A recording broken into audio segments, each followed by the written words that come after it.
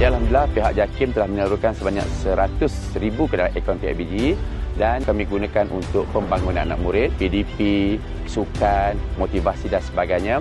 Dan 20,000 saya gunakan untuk kesejahteraan guru saya. Sebanyak 16 smartboard telah kami sediakan untuk semua kelas kami lah, dan kami sediakan laman madani lah untuk tujuan sebagai mertu tanda kami mendapat peruntukan daripada kerajaan dan akan kami pergunakan dengan sebaik mungkin untuk kesejahteraan anak-anak.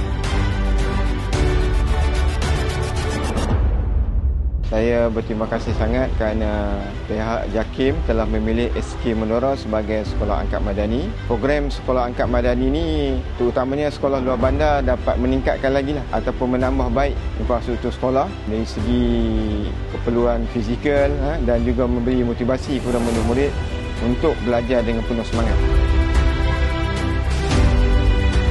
Saya ingin mengucapkan jutaan terima kasih kepada pihak JAKIM kerana di atas sumbangannya telah memberi keselesaan kepada kami dan membantu kami untuk mengajar dengan lebih baik.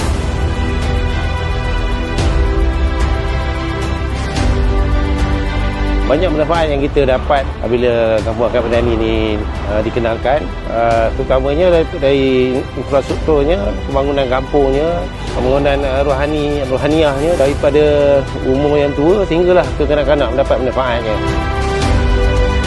Hasrat Kampung Angkat Madani ini menyambut seruan hasrat Yang Amat Berhormat Perdana Menteri agar masyarakat di peringkat akar umbi merasai pembangunan negara dan mereka perlukan beberapa program dan projek untuk penambahbaikan di kampung.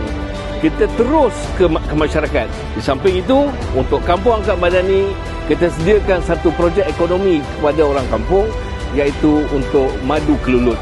Ia terbukti dengan apa kita laksanakan di Kampung Menora. Jumlah peruntukan RM1 juta terus ke pihak JPKK. Mereka yang laksanakan pembangunan dan benda itu terselah penambahbaikan yang telah kita laksanakan. Alhamdulillah.